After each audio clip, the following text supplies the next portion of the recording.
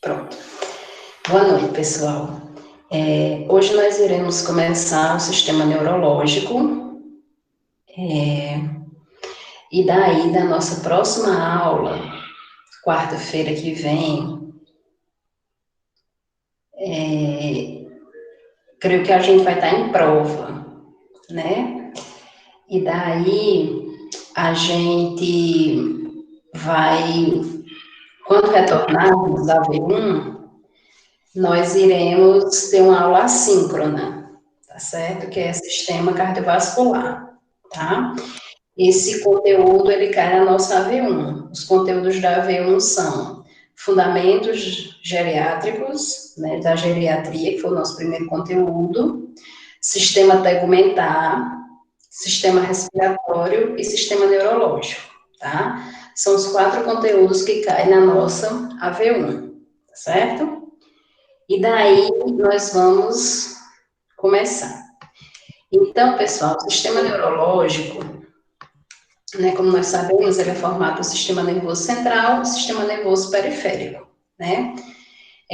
O sistema nervoso central, ele recebe as informações do sistema nervoso periférico, né? E ele tem como, o sistema nervoso, ele tem como funções a questão de controlar as nossas reações ao estresse, controlar o funcionamento de alguns órgãos, como digestórios, tá?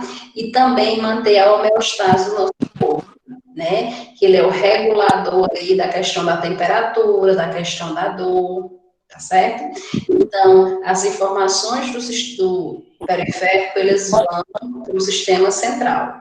Quer falar, Michael? Venha para mim, Nicole. Hã?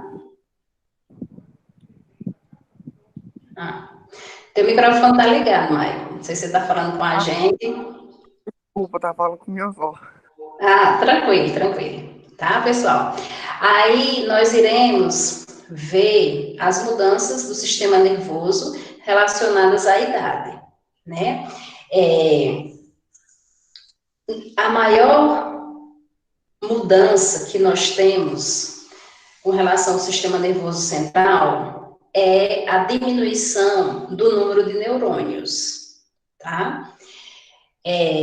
Isso, para o idoso, essa diminuição do número de neurônios, ela não vai atrapalhar no seu funcionamento mental, tá? Por quê? Porque durante a vida adulta, nós já produzimos, nosso corpo, ele já produz muitos neurônios. Então, quando a gente chega na idade idoso, esses neurônios, dentro do processo normal do envelhecimento, o idoso ele tende a perder neurônios. Mas isso, devido a um grande número que já foi formado na idade adulta, isso não vai atrapalhar o funcionamento mental. O que é que vem atrapalhar o funcionamento mental do idoso? O patológico. Alguma patologia que venha a alterar o sistema nervoso. Como exemplo, nós temos as demências, Parkinson, Alzheimer, que vem a atrapalhar, né, comprometer o funcionamento mental, tá certo? Então, é como fala aqui, né? Dentre as mudanças, né, uma perda regular dos neurônios e da medula espinhal, que não resulta numa perda significativa no funcionamento mental, tá? Na realidade, o que vai fazer com que o idoso ele tenha realmente um comprometimento no funcionamento mental é algo patológico, é alguma patologia, tá? Em compensação, essa perda de neurônios, ela vai atrapalhar, ela vai alterar o corpo desse idoso, através do funcionamento sensorial, tá? Esse funcionamento sensorial são os órgãos do sentido, tá? É a questão da homeostase, certo? onde o corpo, ele perde uma parte da função sensorial devido à diminuição dos neurônios. Então, veja, recapitulando aí, qual é a mudança, é a maior mudança que esse idoso passa dentro do processo de envelhecimento? É a diminuição dos neurônios. Que para a questão mental, essa diminuição dos neurônios não vai comprometer o funcionamento mental. Porém, ela vai comprometer o corpo através da função, da diminuição ou até da perda da função sensorial, tá? Com relação à mente, né, que a gente escuta muito falar que o idoso, né, tem problema mental, né, tem problemas de esquecimento, sim, ele tem um problema de esquecimento, mas só vai ser significativo para a vida desse idoso se for patológico, não devido à diminuição dos neurônios. Deu para entender isso? Tá? Aí o que é que vai acontecer? Com relação à função sensorial, o corpo, né, ele vai estar comprometido com relação aos órgãos do sentido, né? Audição, visão, olfato, e também com relação à homeostase, que é uma função do sistema nervoso, do nosso sistema nervoso, que é a regulação da temperatura e da dor, tá? Com essa perda dos neurônios, vai haver esse comprometimento aí, tá? Com relação à temperatura, especificamente, além desse comprometimento, né, do sistema nervoso, ainda existe o comprometimento que nós vimos no sistema tegumentar, né? Que é a diminuição do tecido adiposo, no tecido subcutâneo, né? O tecido adiposo, ele diminui também no idoso, fazendo um comprometimento nessa regulação da temperatura. Então, você veja que esses dois, né, órgãos, esses dois sistemas aí, eles estão atrapalhando, estão comprometendo a questão da temperatura, da regulação da temperatura no idoso. Tanto o sistema tegumentar, pela diminuição do tecido subcutâneo, tecido adiposo, quanto o sistema nervoso, que tem como função regular essa temperatura. Devido à diminuição dos neurônios, essa regulação da temperatura é comprometida, ok? Outra mudança que a gente observa no idoso é a diminuição generalizada do número de fibras de condução nervosa. Essas conduções nervosas, pessoais, são as nossas sinapses, tá? Que no idoso ela vai estar comprometida pela diminuição dos neurônios, tá? Aí vai ocorrer o quê? Os reflexos do idoso, eles ficam mais lentos. Por quê? Porque a resposta, ela chega retardada, né? A reação a esses estímulos, ela é retardada. Por isso que o idoso, ele se movimenta mais lentamente, ele caminha mais lentamente, o seu pensar é mais lento, justamente por essa condução nervosa que já está diminuída. E daí nós observamos também, né, devido à diminuição, ao comprometimento da função sensorial, que vai comprometer a audição, a visão e o tato, tá? Isso vai fazer com que o idoso tenha um comprometimento na postura, tá? Daí ele apresentar queixas de vertigens, tá? Ele apresentar desequilíbrio, que pode ocasionar aí as quedas, que é tão comum no nosso idoso, que quando a gente for ver o sistema musculoesquelético, nós vamos ver que essa questão das quedas, né, além do comprometimento do sistema nervoso, é também pela própria estrutura esquelética, né, que vai ficar mais encurvada, mais flexionada, ok? E a diminuição dos reflexos, pessoal, ele vai trazer movimentos lentos, articulações rígidas e flexionadas, tá? Num paciente com Parkinson, nós observamos isso demais, certo? Então, veja que esses movimentos lentos e essas articulações rígidas e flexionadas já são do processo normal de envelhecimento, tá? Numa pessoa que tem Parkinson, um idoso que tenha Parkinson, já vai apresentar essa mudança devido a ser idoso.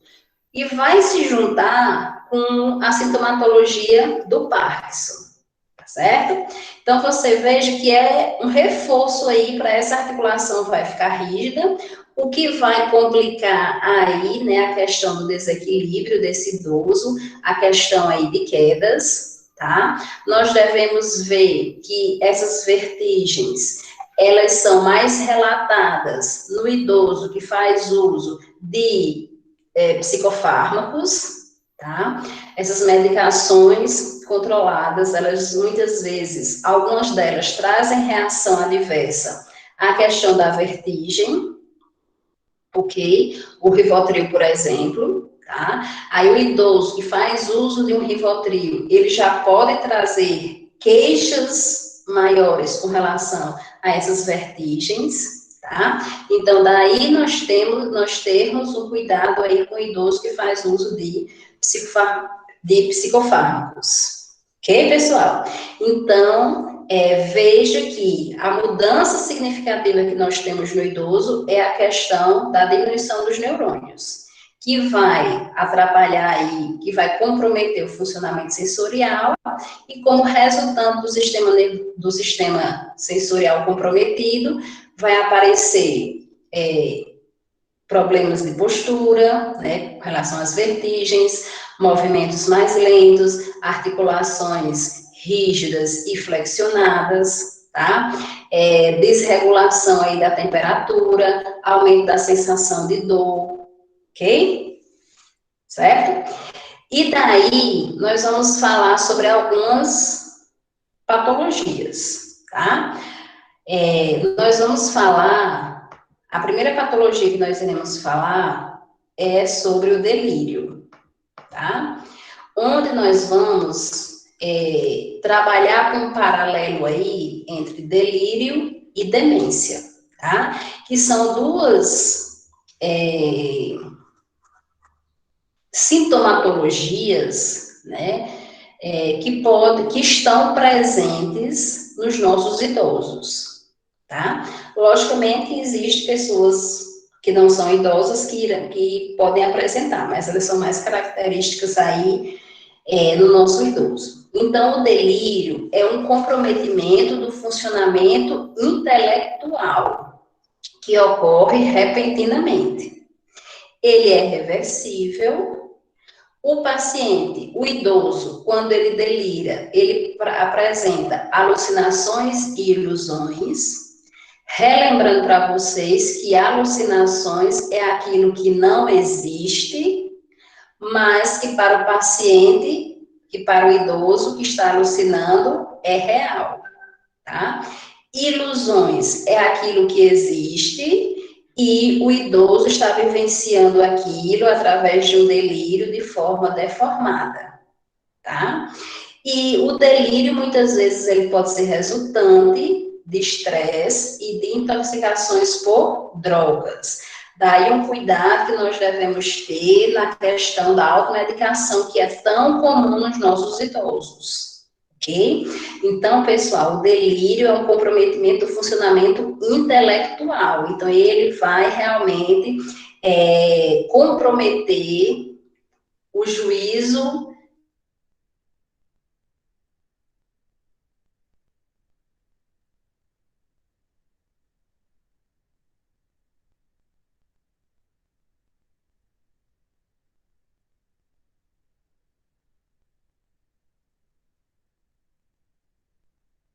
Assim, voltou aí, pessoal?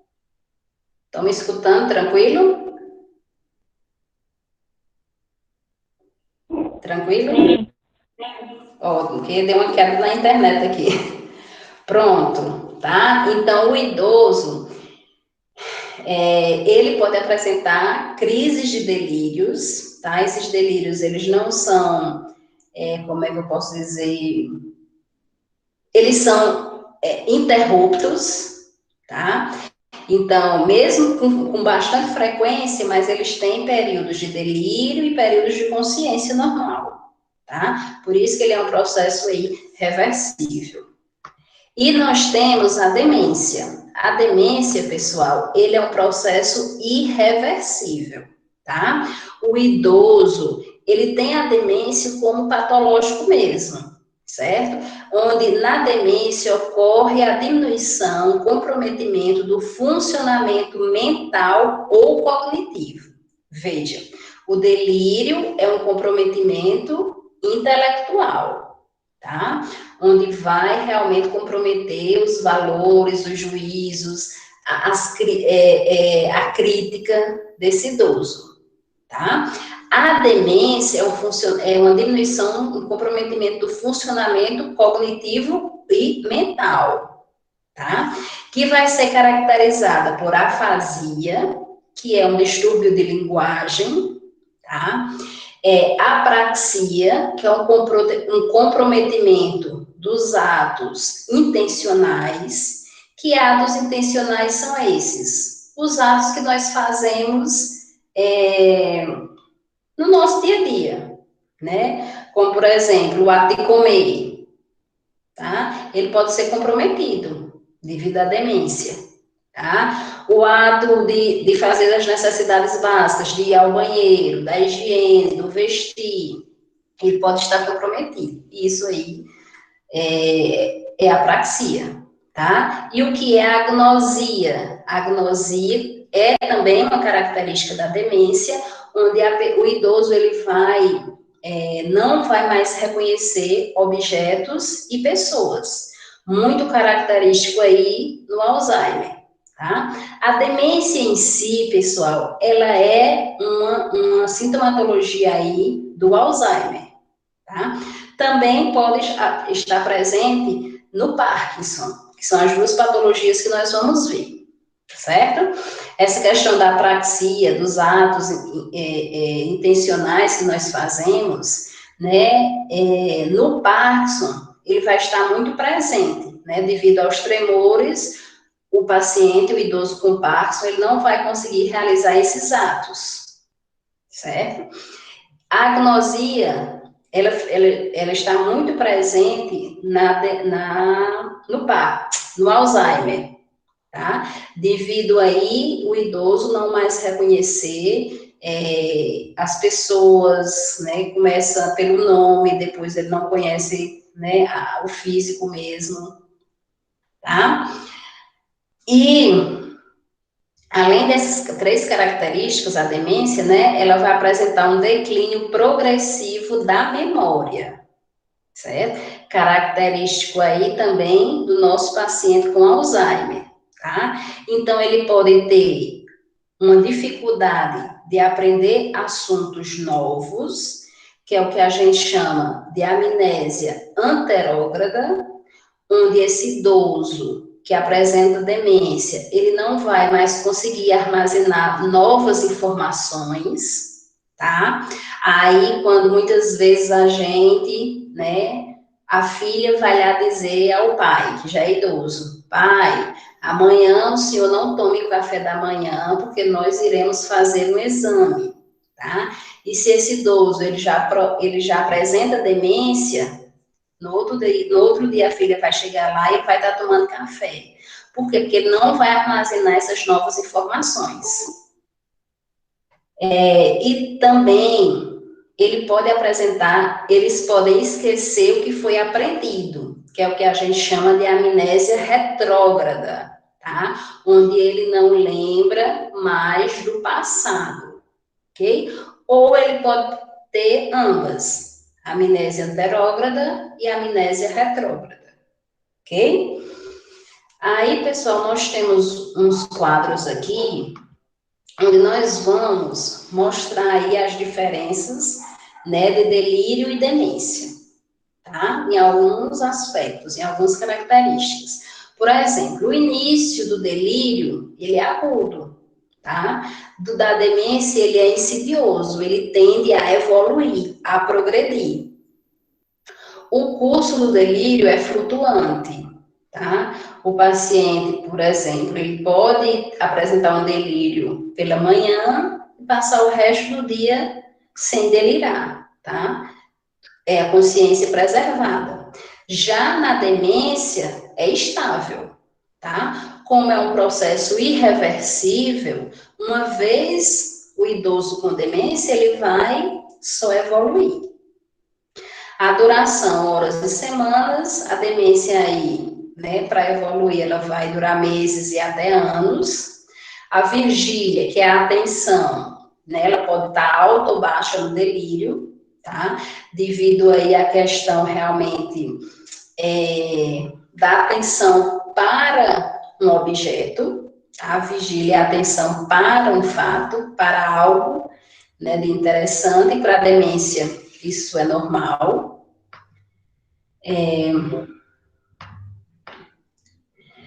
A atenção no delírio, a pessoa pode ficar vigilante, como não, tá? Na demência é normal essa questão da atenção, não é prejudicada. A orientação, ela é prejudicada no delírio por um determinado tempo, né? Que é o tempo que o idoso ele está lá delirando. Tá? Na demência, ela vai ser prejudicada, tá? Devido à questão aí da memória, né? Que já é o nosso próximo ponto aí. Na memória, o delírio, a pessoa pode apresentar, né, dificuldade, prejuízo na memória imediata, que é a atual, e na recente, que é a que ele tem presente, tá? A imediata é que ele vivenciou agora. E na demência, né, ele vai ter a amnésia retrógrada e a anterógrada, que é o prejuízo da memória recente e da memória remota. O pensamento no delírio ele é desorganizado e na memória e na demência ele é empobrecido. Por que é que ele é empobrecido? Devido às amnésias aí retrógradas e anterógradas. Ok? A percepção no delírio, ele vai apresentar alucinações e ilusões, a demência, normal, tá? A percepção é normal. A fala pode ser incoerente, lenta ou rápida, hesitante, tá? Vai depender do momento aí do delírio. Já na demência, ela é dificultada pela presença aí da afasia, né? Que é um distúrbio de linguagem. O ciclo sono-vigília, né, sono acordado, no delírio ele é perturbado, tá? E na demência ele vai ser fragmentado aí, onde muitas vezes o idoso não vai nem lembrar, certo? A questão da doença física ou toxicidades por fármacos, no delírio é presente, né, um ou ambos, e na demência são ausentes devido à questão realmente aí da memória, tá? Então, a questão do idoso apresentar um problema físico, a questão da automedicação aí no delírio pode estar presente, e na demência, né, devido ao problema de memória, isso não vai ser algo que faça que seja comprometedor para esse idoso. Ok, pessoal? A questão da avaliação com relação à avaliação e à evolução com relação ao delírio e demência, tá? Na realidade, a gente vai avaliando e evoluindo como esse delírio e essa demência estão comprometendo esse idoso, tá? A gente avalia na questão das atividades de vida diária, certo? Se o idoso ele está sem confusão ou se ele está agitado. A questão do sono, né? Quantas horas ele dorme, tá? Que isso vem a estar comprometido na questão da atenção, da memória, do ciclo sono-vigília, tá? E a questão do cuidador. Tá? Se esse cuidador ele recebe apoio, se ele faz parte de grupos, para que ele venha a entender essa questão do delírio e da... Desculpa aí, pessoal. Do delírio e da demência, certo? Deu para entender essa questão do delírio e demência? Então, delírio é o comprometimento da função intelectual. Demência é o comprometimento da função mental ou cognitiva. O idoso que delira, ele apresenta alucinações e ilusões, e o delírio, ele é reversível. A demência, ela é irreversível e é caracterizada por afasia, distúrbio da linguagem, apraxia, comprometimento de atos intencionais, que são os atos repetitivos que nós fazemos no nosso dia a dia, e a agnosia, que é o esquecimento de objetos e de pessoas. Tranquilo? Aí nós vamos agora para o Alzheimer, né? O tão falado Alzheimer, tá? É um estado crônico que resulta em perda progressiva do funcionamento neurológico, tá? Essa perda progressiva, pessoal, mais na frente nós vamos ver, é devido à diminuição de um dos neurotransmissores. Nós sabemos que os neurotransmissores, eles levam as informações, né, do sistema periférico para o sistema central, e ele vai atuar em determinadas áreas do nosso corpo, tá? Áreas como o comportamento, o humor, a atenção, a memória, tá? E no Alzheimer, nós temos o comprometimento da acetilcolina, que é um neurotransmissor que é responsável pela memória. Daí, a maior característica do Alzheimer ser o quê? Problemas na memória, tá? O ataque é gradual, né? Ele tende a progredir, é por isso que nós vamos ver que o tratamento, ele é para lentificar essa progressão da doença, tá? Que na realidade não é cura, até porque nós sabemos que o Alzheimer, ele é crônico degenerativo, tá? E há um declínio cognitivo e demência, tá? Então, a demência, ela está presente aí no Alzheimer, ok?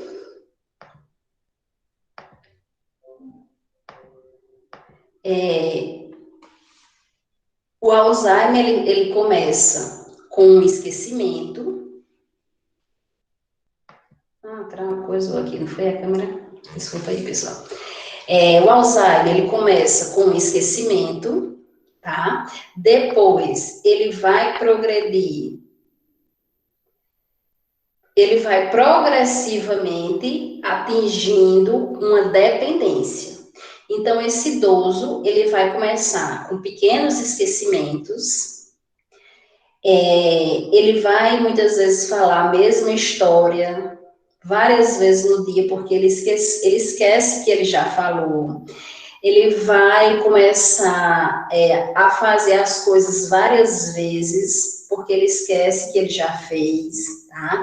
O cuidado que nós devemos ter aí é com relação às medicações. Se ele tomar sozinho, ele pode tomar várias vezes, porque ele vai esquecer que ele já tomou, ok? E isso vai progredindo, onde ele vai esquecer os objetos, ele vai esquecer o nome das pessoas, e depois ele vai esquecer a fisionomia das pessoas. E daí eu abro um parênteses para a questão da família, que tende a sofrer muito com isso, né? Principalmente se é um pai, se é uma mãe, um avô, uma pessoa mais chegada, né? Um parente mais chegado, onde vai ter dias que esse parente não vai saber quem é ele, tá? E daí ele pode até não saber quem é ele mesmo, ele idoso, tá? Que é o que a gente chama de despersonalização. Ele não sabe quem é ele, pessoa, ok? Então, é um esquecimento generalizado que progride até causar realmente uma dependência, tá? A doença do Alzheimer, ela pode ter início precoce, que é antes, né, de 65 anos, e pode ter um início tardio, que é depois dos 65 anos, tá? Algumas literaturas, por exemplo, Roach, ele fala, né, que o início precoce faz com que esse idoso tenha, né, essa pessoa, né, ela tenha uma maior redução na expectativa de vida, tá certo? E daí nós vamos para o quadro clínico, tá? Esquece de realizar e como realizar tarefas como banho, alimentar-se, vestir-se, utilização do banho, que é o que a gente viu, né? A apraxia, característica da demência, que são os atos intencionais, tá? Dificuldade em dormir, podem trocar o dia pela noite, repetição e inadequação, esquece o que já disse ou que já fez, né? Aquilo que eu falei para vocês, ele conta a mesma história várias vezes no dia, porque ele já esqueceu o que contou. Pode tornar o sombra do cuidador, tá? A questão de onde o cuidador vai, ele vai junto. E o comprometimento na capacidade crítica e de julgamento. Tá? Onde muitas vezes ele pode apresentar aí a despersonalização, que é não reconhecer quem é mais ele, ok? Ele culpa os outros por perda de objetos, que na realidade foi ele mesmo que perdeu, e devido a essa culpa dos outros, ele pode apresentar violência e agressividade, tá? Que é outra sintomatologia aí do Alzheimer. A questão das alucinações auditivas e visuais, ele pode apresentar também delírios, né, no Alzheimer, e a questão da perambulação. A perambulação, a gente vai, eu trouxe um slide para vocês, que eu encontrei, é a questão do comportamento andarilho, tá, que é quando esse idoso, ele sai de casa, e ele fica andando pelas ruas, mas muitas vezes é porque ele esqueceu o caminho de volta, tá? Então, cuidado que nós devemos informar a família que ele não pode mais andar sozinho. E aí, pessoal, nós temos, né, a questão do diagnóstico. Tá? É uma avaliação médica e neurológica para identificar sintomas como depressão, hipotireoidismo e paralisia. Tá? Então, na realidade, seria uma avaliação para retirar a possibilidade de ser essas patologias, certo?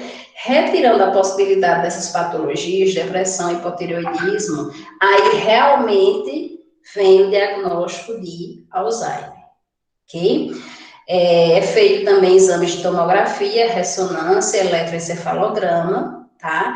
E as células mais afetadas pelo Alzheimer, como nós falamos, é o neurotransmissor acetilcolina, que ele atua no processo de memória e ele é diminuído no cérebro da vítima com doença de Alzheimer, ok?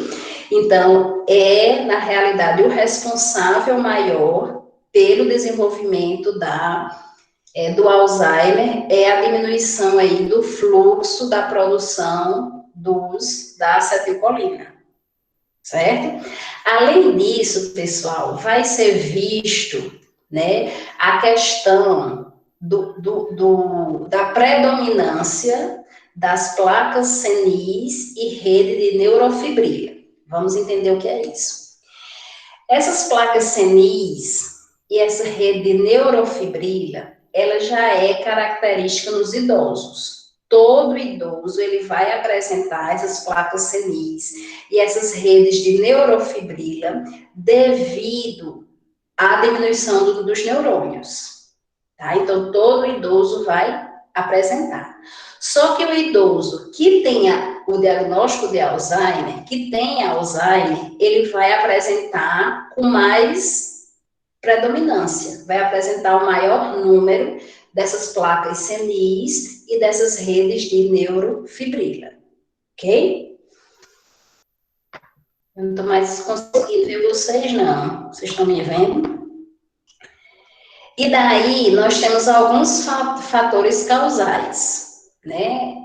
Há quem diga que existe um fator genético aí, né? Alguma literatura ela fala, mas que essa questão genética ela é desconhecida, tá? Mas estuda-se que pessoas que têm parentes com Alzheimer, né? Ele tem uma maior facilidade a desenvolver o Alzheimer, tá? E também tem aí um fator causal que é estudado, que é a questão da infecção viral, tá? Que vem atingir aí as células do cérebro, certo? Existem essas duas possibilidades aí de causa que ainda estão sendo estudadas. E nós temos, pessoal, nós vimos que o Alzheimer, ele é uma evolução progressiva, né? E daí nós temos, a literatura, ela considera o Alzheimer em 4 estágios, tá? O primeiro estágio é o estágio inicial, que é a fase do esquecimento e das incertezas, tá? É onde muitas vezes o idoso, ele vai culpar a outra pessoa por ter perdido o objeto dele, que na realidade foi ele que guardou em algum canto e ele esqueceu, ok? O segundo estágio é o estágio médio, que é o estágio confusional. Aqui, esse idoso, ele vai começar a ficar confuso com relação a trocar o nome das pessoas, a não conhecer as pessoas, a poder apresentar algumas alucinações, tá? O terceiro estágio, que se chama estágio posterior, é a fase de demência. Aqui, o idoso, ele vai realmente não reconhecer mais objetos, não reconhecer mais o nome das pessoas, tá? Ele, muitas vezes, não vai mais conseguir realizar os atos intencionais, né? O vestir, o banhar-se, o se alimentar sozinho, ok? E o estágio 4, que é o estágio final, terminal aí, é o estágio de total dependência. Nesse estágio, até os esfíncteres, eles podem não mais serem controlados, tá? Então, é total dependência desse idoso com Alzheimer do seu cuidador. O tratamento, pessoal, tá? Não há um tratamento específico, na verdade, é diminuir, tá? A intensidade dos sintomas, ok? O cuidado aqui, ele visa aumentar a capacidade cognitiva e funcional que ainda restam, tratar os problemas criados pela progressão da doença, como no caso a deambulação, a incontinência, a agitação, tá? E dar um suporte ao paciente e à família, tá? Nós já vimos que a família, né, ela tende a também sofrer com o sofrimento, né, com a progressão da doença no idoso, ok? E daí eu encontrei esse slide aqui, que ele fala dos sintomas comportamentais do idoso com Alzheimer, tá? Tornar-se andarilho, né, aquela pessoa que anda, e que na realidade nós devemos entender que é porque ele não sabe mais voltar para casa, ele não lembra, tá? A questão da agressividade, recusa de cuidados, que é um comprometimento aí nos atos intencionais, a paranoia, tá? A questão de culpar as outras pessoas, ferimentos, pode ser muito presente nesse idoso, né, onde ele vai bater nas coisas, em objetos que ele não sabe onde estão mais dentro de casa. As alucinações e as insônias podem estar presentes, né, quando ele troca o dia pela noite. A questão de tirar roupa, tá? Ele não tem muitas vezes noção de onde tirar essa roupa, porque ele perdeu esse ato intencional, né, a apraxia aí devido à demência. Gritar e bater nos outros, isso aí devido à violência e à agitação, tá? Tudo bem, pessoal, com relação ao Alzheimer? E daí, para encerrar nossas patologias, nós vamos falar um pouquinho sobre Parkinson.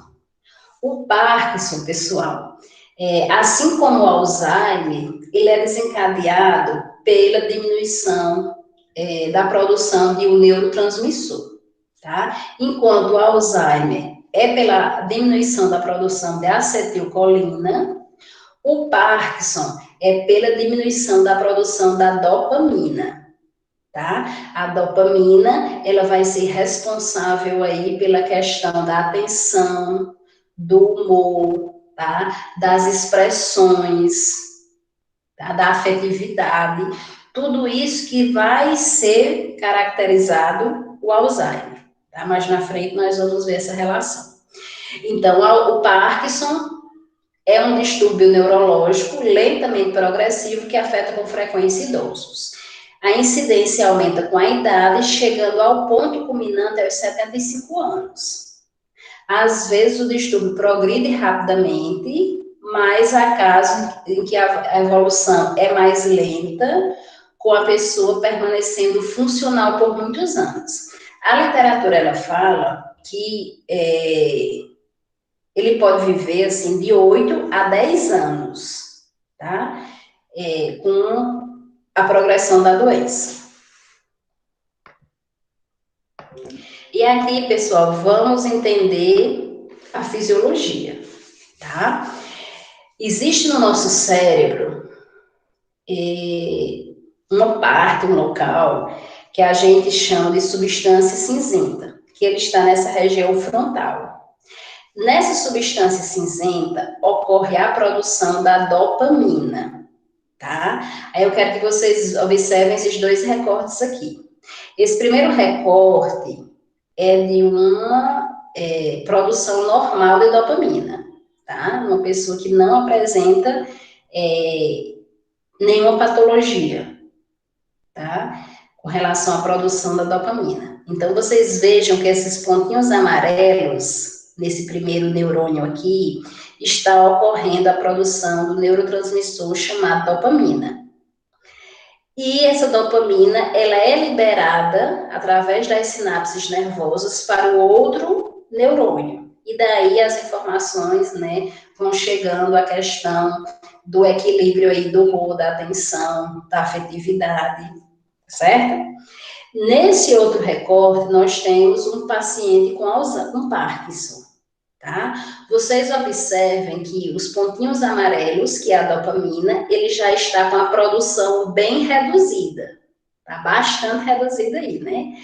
E se a produção é reduzida, então ele vai ser pouco liberado para o outro neurotransmissor, né? Que é onde ocorrem as sinapses nervosas. Então, o que é que acontece? Esse é um paciente com Parkinson, onde há um comprometimento na produção da dopamina, ok? Aí, pessoal, devido à diminuição da produção de dopamina, o idoso com Parkinson, ele vai apresentar os sintomas característicos do Parkinson, tá? Que é a bradicinesia, a perda de reflexos posturais e os tremores, que são característicos do Parkinson, tá? Então, vocês têm aqui esse idoso com todas as sintomatologias, né, que o Parkinson traz. A questão da postura encurvada, que vai facilitar aí as quedas, tá? A rigidez nas costas, cotovelos e pulsos flexionados, assim como vocês vão observar o quadril e os joelhos também flexionados, tá? Ocorre tremores nas pernas e nas mãos. A marcha, o andar, né, ele fica curto, tá? E ocorre o quê? Uma abertura reduzida de braços, a inclinação para frente devido à postura encurvada e no rosto, pessoal, a falta de expressão facial. Que aí, né, é bastante produzido essa falta de expressão facial devido ao quê? À diminuição da dopamina, que é quem traz essa afetividade, tá? Essa expressão facial de tristeza, de alegria, que muitas vezes a gente observa, né, no outro. A gente, muitas vezes, no olhar de uma pessoa, a gente nota que ela está triste, que ela está alegre, tá? E isso, numa pessoa com Parkinson, não existe essa expressão facial, devido à dopamina que faz esse controle, tá? Então, se está diminuído, ele não vai expressar nada, ok? Então, vocês vejam, né, que devido a tudo isso, essa questão da postura, né, para frente, da encurvação da coluna, das flexões aí, cotovelo, quadril, joelhos, o paciente com Parkinson, ele vai apresentar um andar, tá? E uma característica em todo o seu corpo, meio de robô, tá? Devido a essas flexões. E também da questão do andar curto, da marcha curta, tá? Então, vai ficar bem robótico esse idoso com Parkinson. Além disso tudo robótico, o rosto que não tem nenhuma expressão, tá? E daí nós vamos falar um pouquinho sobre o tremor, certo? O tremor, ele começa em uma das mãos, ele vai evoluindo, ele começa em uma das mãos, em um braço e posteriormente se estende para a cabeça, tá? Para os dois braços, para as duas mãos, para as pernas. Frequentemente progride em ambas as extremidades superiores e as inferiores também. Embora presente no rosto, desaparece quando realiza um movimento intencional, tá? Ou, embora presente no repouso, ele desaparece quando realiza um movimento intencional. Vamos entender isso aí. O que é um movimento intencional? Nós já vimos que é o alimentar-se, o tomar banho, né, o vestir-se, são movimentos, né, que a gente faz no nosso dia a dia. O paciente com Parkinson, ele vai apresentar os tremores no repouso, né? Quando ele está parado, ele está lá tremendo as mãos e as pernas. Isso no início da doença. Quando a doença progride, esses tremores, eles vão também estar presentes no movimento. Então, é por isso que muitas vezes ele não vai mais poder comer sozinho. Por quê? Porque ele não consegue mais pegar a comida e levar para a boca, né? Porque quando ele pega com colher ou com garfo, daqui que ele chega na boca, já tem se derramado tudo, devido ao tremor, tá? Então, o tremor, ele começa no repouso, e com a evolução da doença, os tremores estão presentes tanto no repouso quanto nos atos intencionais.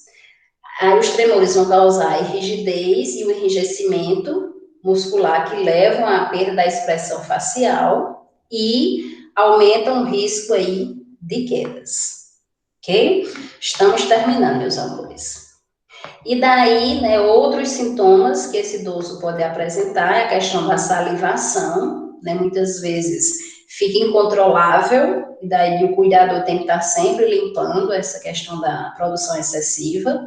Constipação, incontinência urinária, função sexual diminuída, isso devido aí, né, à incontinência e à constipação, o controle aí dos esfíncteres, fala lenta, tá, devido à rigidez aí muscular, depressão e dificuldade em realizar atividades diárias, tá? Doença progride por cerca de 10 anos, época em que ocorre a morte, geralmente por pneumonia ou outra infecção, ok? É uma complicação, realmente, a pneumonia aí no paciente com Parkinson. A anamnese, né, e o exame neurológico, para se chegar a esse diagnóstico. Além da sintomatologia, que já é característica, né, começa-se a assimetria, observa-se a assimetria no início dos sintomas, né, primeiro a gente observa numa mão, no braço, depois evolui para os dois. Presença de tremor no repouso, e boa resposta à terapia dopaminérgica, que é o que? A produção da dopamina devido ao uso de medicamento. Não há exames de sangue que façam esse diagnóstico, e à medida que a doença progride, né, o diagnóstico é feito com base na sintomatologia. O tratamento, pessoal, não há um tratamento específico, né? Porém, o tratamento, ele vai, né, permanecer, vai dar uma longevidade, né, de vida aí para esse paciente, esse idoso com Alzheimer, tá certo? E ele vai impedir que a doença, ela progrida mais rapidamente, certo? Então, quando ele faz uso das medicações, a doença ela vai progredir mais lentamente. E para encerrar, tem só esse slide aqui que eu trouxe para vocês, né? Para quando vocês estiverem estudando, eu trouxe um mapa mental aí da doença de Alzheimer, para que vocês usem aí para facilitar o estudo de vocês. Ok, meus amores? Alguma dúvida? Tudo tranquilo?